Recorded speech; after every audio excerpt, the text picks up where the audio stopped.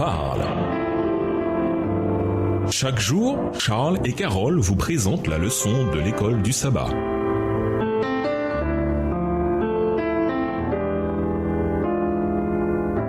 Bienvenue à votre émission. Dieu nous parle. Voilà la leçon de mardi, l'épreuve du feu. Lisons 1 Pierre 4, les versets 12 à 14. Pourquoi Pierre dit-il qu'il ne devrait pas être surpris de souffrir? Voyons également 2 Timothée 3, 12 et Jean 15, verset 18. 1 Pierre 4, les versets 12 à 14. Bien-aimés, ne soyez pas surpris comme d'une chose étrange qui vous arrive de la fournaise qui est au milieu de vous pour vous éprouver. Réjouissez-vous au contraire de la part que vous avez aux souffrances de Christ, afin que vous soyez aussi dans la joie et dans l'allégresse lorsque sa gloire apparaîtra. Si vous êtes outragés pour le nom de Christ, vous êtes heureux, parce que l'Esprit de gloire, l'Esprit de Dieu repose sur vous. 2 Timothée 3, verset 12. Or, tous ceux qui veulent vivre pieusement en Jésus-Christ seront persécutés. Jean 15, verset 18. Si le monde vous hait, sachez qu'il m'a haï avant vous. Pierre dit clairement qu'être persécuté pour être chrétien, c'est être participant de la souffrance de Christ. Cela ne doit pas nous surprendre. Au contraire, comme Paul le dit, tous ceux d'ailleurs qui veulent vivre pieusement en Christ Jésus seront persécutés. De Timothée 3, verset 12 dans la version Colombe. Jésus lui-même a averti ses disciples de ce qu'ils devraient affronter. Alors on vous livrera au tourment et l'on vous fera mourir et vous serez haïs de toutes les nations à cause de mon nom. Et ce sera pour beaucoup une occasion de chute. Ils se trahiront, se haïront les uns les autres.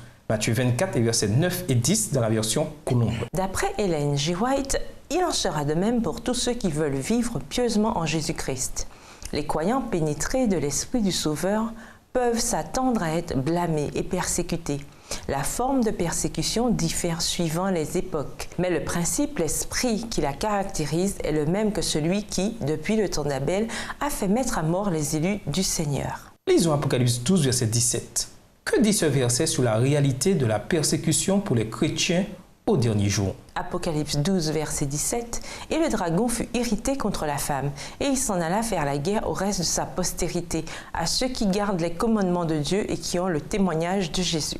Pas de doute, pour un chrétien fidèle, la persécution peut être une réalité omniprésente. Et c'est ce que dit Pierre ici quand il met en garde ses lecteurs contre l'épreuve du feu qu'ils affrontaient. Le feu est une bonne métaphore. Le feu peut être destructeur, mais il peut aussi être purificateur. Tout dépend de l'élément qui passe par le feu. Des maisons sont détruites par le feu. L'or et l'argent sont purifiés grâce à lui. On ne doit jamais s'attirer volontairement la persécution, mais Dieu peut néanmoins en tirer du bien. C'est ainsi que Pierre dit à ses lecteurs, ainsi qu'à nous, c'est vrai, la persécution, c'est terrible, mais ne soyez pas découragés, il faut s'y attendre. Continuez à avancer par la foi. Que peut-on faire pour élever, encourager et même aider ceux qui souffrent pour leur foi? Et nous vous laissons avec la question du jour. Comment pouvez-vous partager votre foi à travers des circonstances difficiles? Au revoir. Et à demain si Dieu veut. Dieu nous parle. Chaque jour, Charles et Carole vous présentent la leçon de l'école du sabbat.